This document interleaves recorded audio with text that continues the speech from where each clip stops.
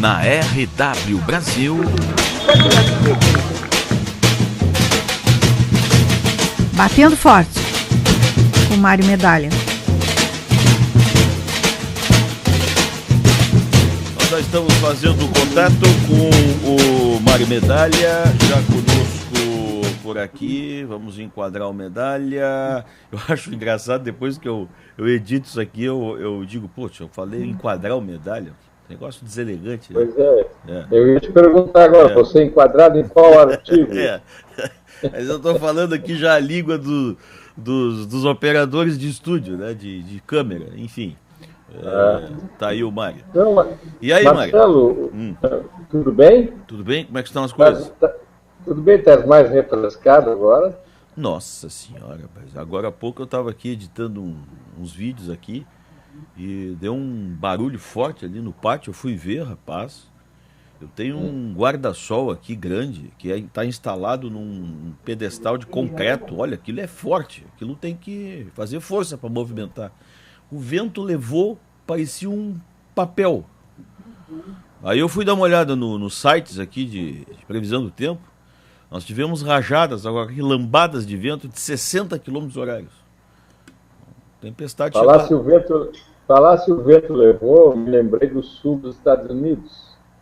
E me lembrei do racismo. E me lembrei do episódio que está bombando nas mídias sociais, em todos os programas esportivos de hoje. Um episódio que envolveu o Tinga, do Cruzeiro, no jogo no Peru, e episódio entre os tantos que não vai dar em nada, né, Marcelo? Você está falando da torcida imitando o macaco pro rapaz lá, né? A Comebol aplicou uma multa de $3 mil,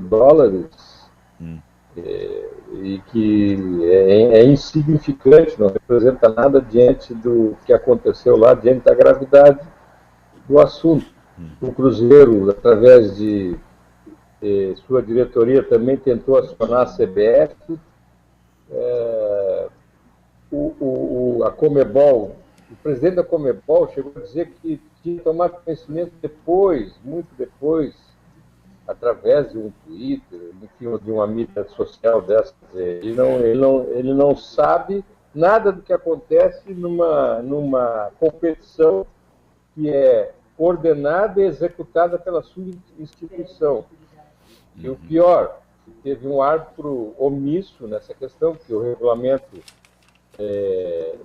a cartilha, aliás, da FIFA é muito clara, isso já aconteceu na Europa. Qualquer tipo de manifestação semelhante a essa que aconteceu, o jogo tem que ser interrompido imediatamente. E houve casos, inclusive, que o jogo não recomeçou. O clube foi punido. Há previsão, há possibilidade, inclusive, da eliminação da competição, que deveria acontecer com esse time do Peru. Mas não vai dar em nada.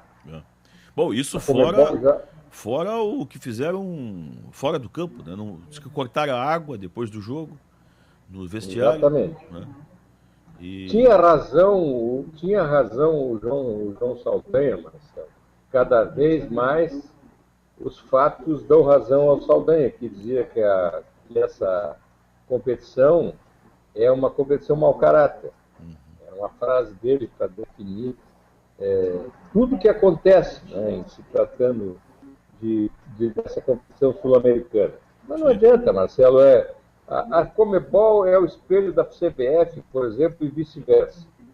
Então, a CBF não tomou nenhuma providência mais drástica, no sentido de intimar a Comebol, nem vai tomar providência nenhuma.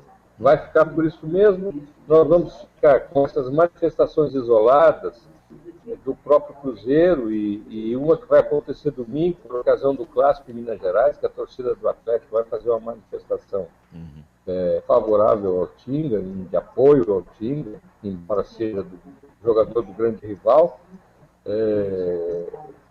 E é assim, né, Marcelo? Assim que a gente leva as coisas no futebol sul-americano. Infelizmente, e diante de um episódio tão grave como esse, que deveria ser um mal que deveria ser cortado pela raiz.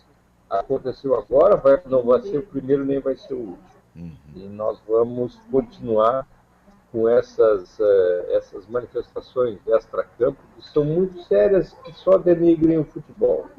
Eu vi, inclusive, imagens, mas eu não sei se você viu, eu vi imagens da arquibancada, e era uma coisa impressionante. Tinha uma mulher com uma criança no colo, fazendo, quer dizer, ensinando já, né, Marcelo, essa criança a ser preconceituosa. É uma coisa muito, muito lamentável e que nós temos aqui de uma outra forma, que acontece às vezes, é raro, mas acontece no Brasil. Mas nós temos de uma outra forma problemas graves que mexem, que movimentam, que envolvem o torcedor, que é a violência nas arquibancadas. Houve hoje, inclusive, Marcelo, uma ação muito interessante por parte das diretorias do Palmeiras e do Corinthians, que é o Clássico Paulista domingo, no sentido de manifestar aquele sentimento que deve ter fora do campo. Os jogadores, dentro do campo, a rivalidade é ali entre eles. Fora do campo, claro, a rivalidade, mas tem que ser uma coisa que não acabe em tragédia, que não acabe em tumulto, que não acabe em troca de agressão, em briga, enfim. E as diretorias do Palmeiras fizeram esse apelo hoje, fizeram uma coletiva conjunta, que é um fato raríssimo, né? E que deve ser saudado, com o intuito de evitar mais uma, como é que eu vou te dizer, mais uma ação de violência. Porque esse jogo, Marcelo, é o clássico mais perigoso, um dos clássicos mais perigosos em termos de rivalidade do futebol brasileiro, que é Palmeiras versus Corinthians. E o Corinthians está numa situação perigosa no campeonato, o Palmeiras está bem melhor, enfim, tem tudo para ser como é que se diz, um pavio pronto a ser acendido. Envolve duas torcidas muito mal criadas, né? Exatamente, muito mal criadas. A do Corinthians é uma coisa, é a história, né? A do Corinthians tem história. Isso não é de hoje, tem história através dos campeonatos brasileiros, por onde ela vai. É uma espécie de nuvem de gafanhoto. Agora, Medalha, me diz uma coisa, em se tratando mais ao sul do país, esportivamente, estás muito triste ou não? Com a vitória ontem dos tricolores? Não, eu quero te dizer que eu estou sendo provocado diariamente pelos meus amigos gremistas, o que é um grande equívoco deles. Eu posso te dizer que a profissão me blindou um pouco com essa questão do fanatismo. Né? Eu já fui torcedor de arquibancada, de acompanhar time nas vésperas, mas hoje não. Ontem assisti tranquilamente em casa o jogo do Grêmio. Não, tranquilamente eu não posso acreditar. Pois acredite se quiser. Desse uma secadinha. Como dizia aquele programa da televisão. Não, de vez em quando a perninha tremia quando o Nacional atacava. Eu sabia que tinha alguma coisa. Tá certo? Não, porque de vez em quando tu solta umas farpas aqui também, de sandálias e tal, né? Mas não, nada muito mais sério que isso. Nada que faça estremecer. E assim, eu comecei a ficar meio entediado, né? Porque o jogo foi meio chato, não sei se tu viste, mas o jogo foi meio chato. Aí acabei indo dormir mais cedo. Isso é a visão do Colorado, né? O 1-0 Grêmio e não sai daquilo. Então eu comecei a ficar meio entediado e resolvi dormir. Tá bom. Entendeu? Tá, vamos trocar de assunto então. Também não castiga, né? Mas também que eu comemoro. O negócio gaúcho e tal. Tá. Vamos lá, vamos virando uma página. Vem cá, e o Avaí? O Avaí é grande tragédia, né, Marcelo? Que na verdade não começou nesse campeonato nem esse ano. Ela começou na etapa decisiva do Campeonato Brasileiro do ano passado, na Série B, quando o Avaí tinha a classificação na mão, né? E a partir daquele clássico no Orlando Scarpelli, aliás, na ressacada, levou uma goleada e a partir dali desandou. Eu tenho um levantamento aí, eu acho que nos últimos 11 jogos do Avaí, o Avaí perdeu 9 e ganhou 2. Quer dizer, isso é um dado estatístico muito relevante. E o que aconteceu a partir do jogo de ontem, com a demissão do treinador, é a morte anunciada também, né, Marcelo? Porque esse treinador do Avaí era inexperiente, um ex-jogador que se expressava muito bem, mas não falava a linguagem do vestiário nem do gramado. Isso ficou muito claro através da escalação do Avaí em determinados jogos, das substituições que ele fazia. Então, era bastante previsível que o desfecho fosse esse. Agora, sinceramente, para mim, o incrível nisso tudo é a situação na tabela hoje do Avaí. O Avaí é o lanterna do campeonato. Está praticamente fadado a disputar o hexagonal, que tem uma vaga para a Copa do Brasil, mas também tem 2 para a segunda divisão do Campeonato Catarinense. Então, os 2 últimos, né, do hexagonal vão cair para a segunda divisão, que seria uma grande tragédia e um péssimo começo de ano para o Avaí. Agora, Marcelo, eu já falei... Tragédia para o futebol catarinense também, né? Vamos falar a verdade aqui, né? Do ponto de vista de produto e tal, né? Mas, Marcelo, a gente até já comentou isso aqui. O Avaí, desde o ano passado, há mais tempo, comete um equívoco muito grave. Virou escravo de empresários ou de tal de parceiros, né? Aí eles empurram para o clube os jogadores que eles querem.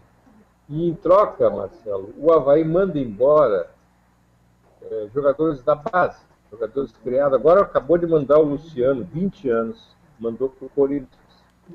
Negociou com uma empresa dessas aí, que para mim são feito urubus em volta da carniça, né? Esperando exatamente situações como essa vividas pelo Avaí. Aí a troco de banana leva um jogador promissor embora. Em compensação, na troca é o seguinte, vem jogadores rodados, que tem muito tempo dedicado ao departamento médico, eles são jogadores com problemas sérios de lesão, jogadores que envelhecidos já até não só pela idade, né, Marcelo, mas envelhecidos pela vida. O futebol é muito duro, é muito difícil. E esses jogadores chegam aqui já quase praticamente em fim de carreira. E eu até fiz uma postagem hoje no meu Facebook, sugerindo que o Conselho Deliberativo do Avaí comece de uma vez a agir e trate de ajudar. De primeiro parar com o sim senhor, como fazia desde o tempo em que o Avaí tinha um padrinho e financiador, que era o ex-presidente Zunino. E agora não tem. O presidente do Avaí atual é um desembargador aposentado que não tem o status financeiro que tinha que tem o João Milton Zunino, ex-presidente do Avaí. Então o conselho que pare com o sim senhor, trate de agir e de ajudar o atual presidente.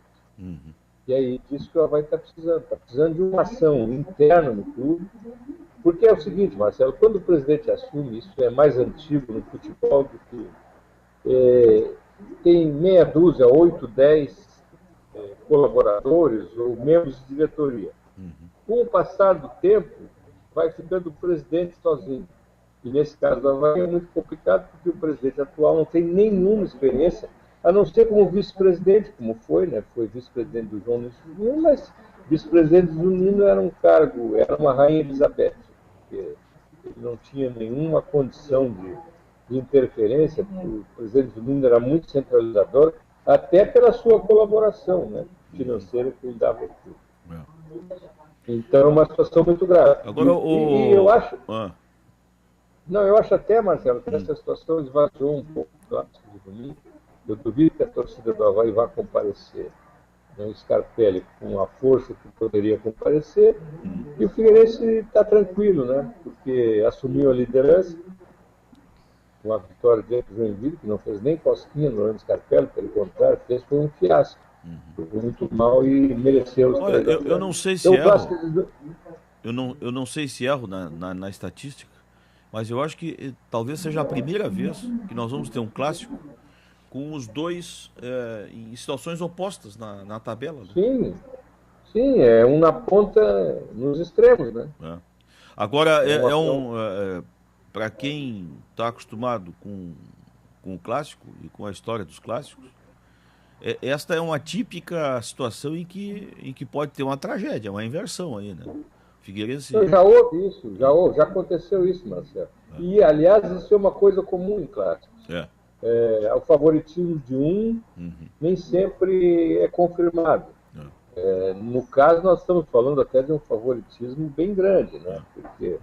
Mas assim, o próprio treinador do Figueirense, o Vinícius, disse hoje que isso é um obstáculo a mais que o Figueirense tem que superar, porque vai pegar um adversário que, precisando de reabilitação, possivelmente com seus jogadores, não vou dizer motivados, mas mordidos, mas mordidos, querendo mostrar que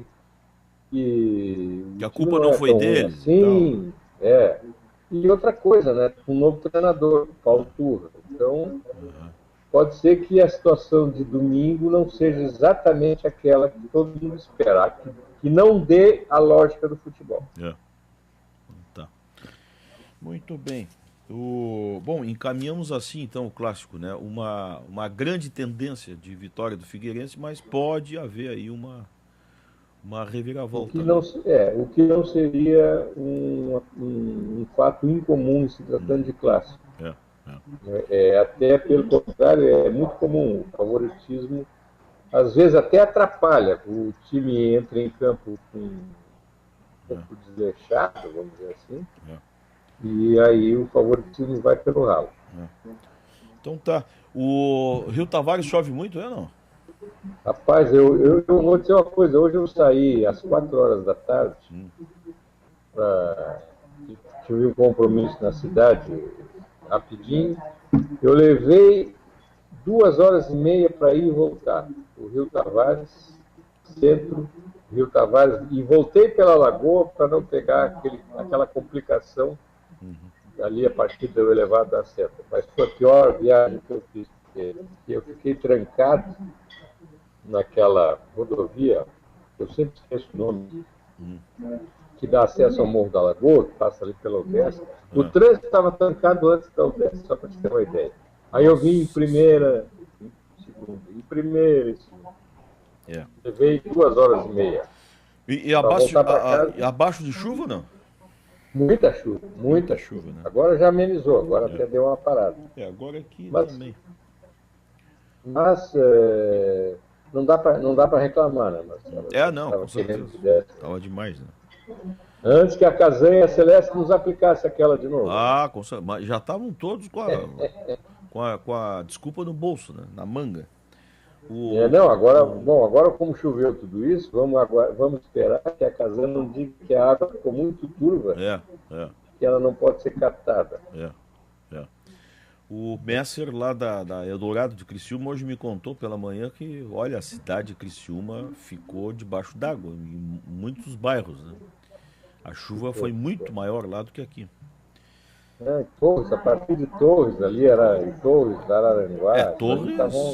Torres tivemos ali algumas piscinas, né? Então tá, Medalha. Segunda-feira conversaremos sobre o que aconteceu nesse clássico. Isso. Tem tudo para dar Figueirense, mas... Diriam os americanos, but... Segunda tem mais, Medalha. Grande abraço, bom fim de semana. Um abraço, aproveite. Esse fim de semana é de filmes, DVDs, né? Porque muito não churrasco. Vamos ter sol, né? Muito churrasco, muito vinho. Eu comprei aqui olha a minha leitura de fim de semana aqui, ó.